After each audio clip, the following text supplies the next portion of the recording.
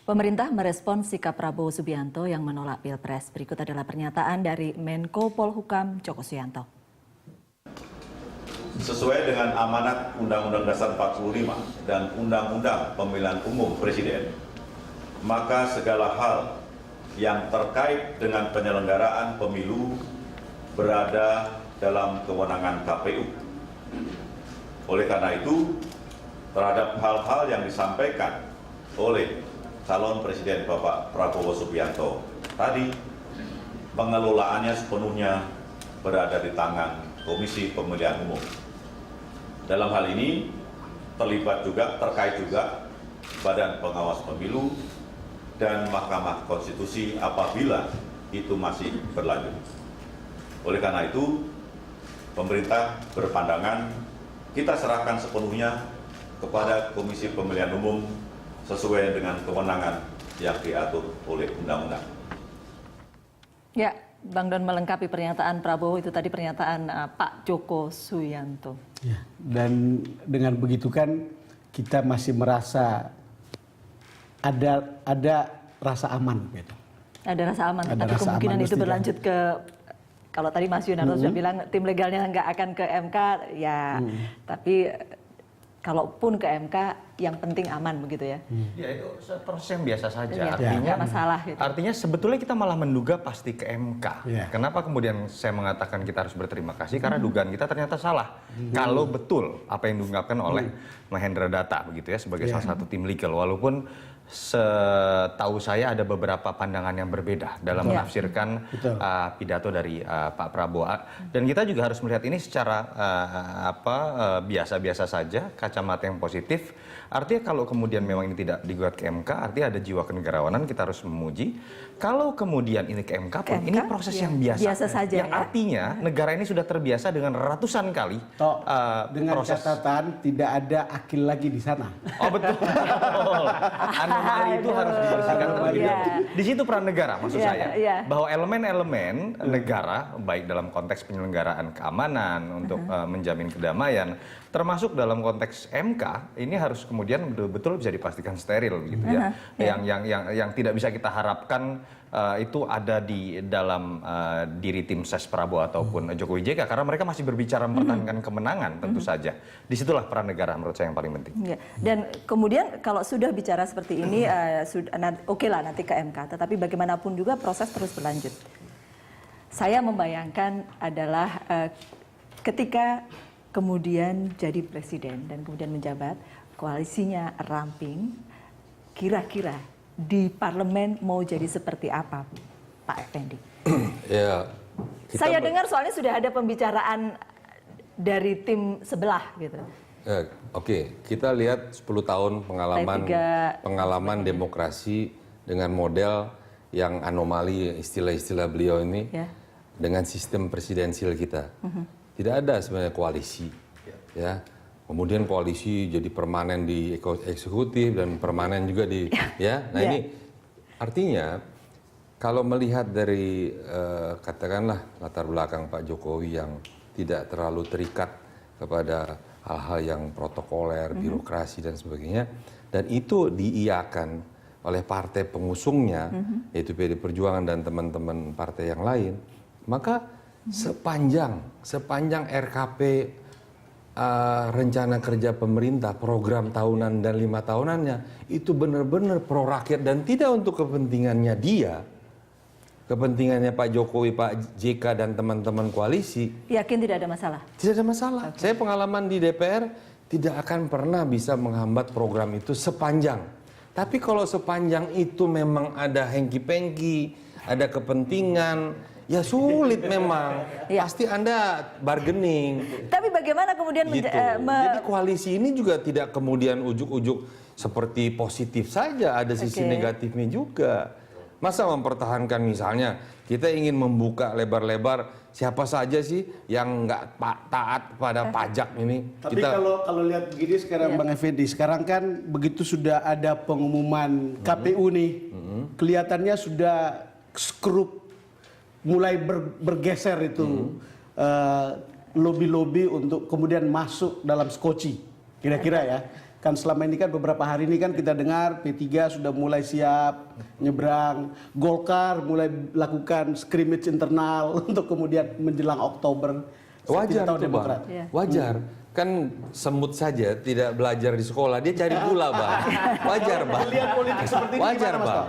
Jadi geliat politik yang terpenting begini, kita punya pengalaman bagaimana SBY dengan suara yang sangat besar memaknai sebuah koalisi yang sebetulnya menurut saya itu coba ditiru oleh Prabowo. Bagaimana dia melihat sebuah, menurut saya ilusi ya, ilusi stabilitas politik itu bisa dibangun dengan kekuatan yang sangat besar. 2009 dia bangun 75,34% kekuatan.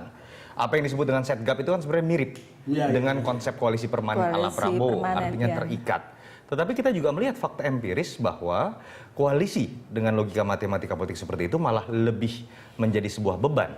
Kalau kita lihat kan dalam agenda membangun stabilitas politik terbukti banyak gagal oleh dalam pertarungan dengan Bang Effendi CS begitu ya, dalam hal angket mafia pajak, dalam hal senturi dan segala macam. Kenaikan BBM juga waktu itu Kenaikan BBM yang jelas malah kemudian menjadi beban karena apa? Bayangkan seorang presiden dipilih dengan 60% kekuatan di atas Jokowi, ini dalam proses reshuffle harus mengumpulkan terlebih dahulu ketua-ketua umum parpol. Ya, saya pikir bagaimana kemudian Jokowi bisa adaptif. Artinya saya tidak ingin berbicara tidak mungkin kabinet itu diharamkan untuk orang-orang partai, itu menurut saya memang tidak mungkin dalam politik praktis, tetapi ada kata-kata yang menurut saya itu sudah konsisten dijalankan oleh Jokowi, istilah koalisi ramping. Bahwa ketika koalisi pun tidak mungkin ramping, tetapi tidak boleh memberatkan kabinet. Bahwa andai kata pun ada orang-orang parpol yang masuk tetapi memang memiliki latar belakang untuk departemen dia pegang.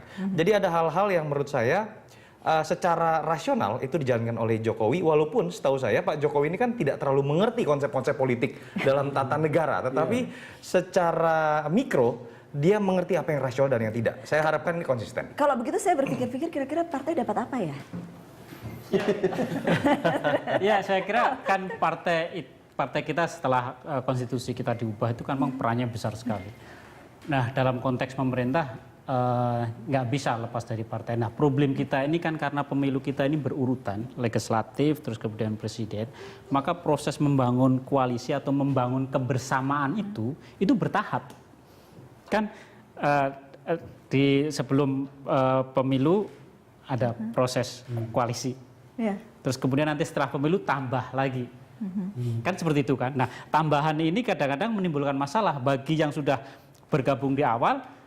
Kamu nggak perlu banyak kursi dong, kamu kan nggak ikut keluar keringat. Tetapi bagi yang bergabung terakhir kalau kursinya banyak, loh saya siap jadi member Anda karena kursi saya banyak di DPR. Nah, ini problem. Dan saya kira disitulah JK saya kira nanti akan bisa memainkan itu, karena selama ini kita tahu JK cukup lentur berhubungan dengan kekuatan politik manapun, tidak hanya di internal Golkar tapi juga dengan partai-partai yang lain.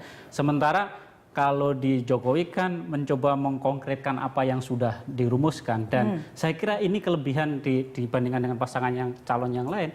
Program visi misi Jokowi JK ini jauh lebih konkret, lebih detail, dan kita semua bisa memonitor dijalankan enggak gitu. Mas Didi, saya membayangkan Anda mengatakan Jokowi akan bekerja di sebelah sana dan JK akan berhubungan dengan orang-orang politik, begitukah? Ya, kira-kira seperti itu pembagian kerjanya. Jadi kalau ada urusan politik yang kompleks, maka tapi Jokowi akan menyerahkan. Saya melihat gini ya Mas ya. Ini pengalaman ya. DPR itu kan bukan ruang yang kedap suara. Dia kan sekarangnya apalagi Mas Toto CS ini, waduh, malah lebih nyaring kan. Kadang-kadang kita nggak pernah lagi sebenarnya convenience di dalam bekerja. Itu kan bekerja sebenarnya kan. Bawah tekanan sebenarnya. Sebenarnya nggak perlu ada koalisi lagi. Saya tidak tahu ya kalau semua welcome. Nah kalau 12-12-nya masuk, 10-10-nya masuk, terus di mana check and balancesnya? Ini luar biasa kalau Iya nggak ada dong, nggak ada dong. Iya dong. Luar biasa. Nggak ada dong, nggak ada artinya kita pemilu. Buat apa kita pemilu? Kalau tidak ada diferensiasinya. Betul. Ya dong, saya juga akan komplain ke Pak Jokowi. Buat apa? Wong kita berbeda kok. Tapi realitas politiknya kan presiden nggak bisa Nggak bikin bisa, kalau keputusan ini sandiwara dong namanya. Ya, nggak bisa Rakyat bisa semakin keputusan moh loh, sendiri Mas. kalau tidak disupport dari Rakyat DPR. semakin apatis loh. Bisa seimun itu menurut Bang Don? Kalau saya sih begini ya, kalau lihat bagaimana Jokowi nanti memperlakukan koalisi itu, mungkin bisa dipotret di dia cara memperlakukan DPRD di DKI. Itu bisa menjadi bagian yang dia perlihatkan bahwa eksekutif itu bisa lebih strong gitu. Jadi tidak bakal begitu banyak didikte. Makanya saya termasuk yang yakin dia percaya pada koalisi yang ramping, walaupun nanti akan ada yang bergabung ke situ untuk memperbesar itu, tapi saya kira dia juga akan sangat kritis ya untuk tidak seperti kan belajar dari SBY ya, yang menurut saya seperti tersandra oleh Lebih apa tepat namanya? memenjarakan dirinya. Dia memilih untuk memutuskan, bukan dipaksa untuk memutuskan. Apalagi pasangan ini menarik. Bagi saya orang seperti JK itu akan sangat lihat sekali untuk lobby di DPR. Jadi saya kira Artinya tidak tergantung Bang Don ya, hitung-hitungan matematis. mungkin dari gestur Anda salah lihat. Sepertinya yang mohon maaf yang lebih pendek gitu yang lebih lincah. Justru Pak Jokowi iya. lebih lincah. Pak Jokowi dia tidak banyak komentar tapi dia orang yakin. Bisa jadi. Nah bisa jadi. Mari kita lihat ini kan. Yang lebih ramping, lebih gesit kata Nah, ini kan maksudnya Bang Don, ada seolah-olah peran yang dibagi. Nah, karena begini, karena di DPR di DKI kan dia ajukan APBD. Lain Itu lah, bisa Pak. tidak disetujui karena PDIP kan bukan mayoritas di situ. Dia jalan saja sampai kemudian DPRD-nya mengatakan ya udah kita harus jalan. Lain lah Bang, ini atmosfer Itu tentu bisa politiknya beda lah. kan berbeda. Kalau di Senayan ini kan benar-benar dia memang politik betul dia. Kita Jadi- lanjutkan lagi sesaat lagi ya, kita break dulu terserah. ya. Terserah yang punya. Kami akan kembali untuk Anda sesaat lagi.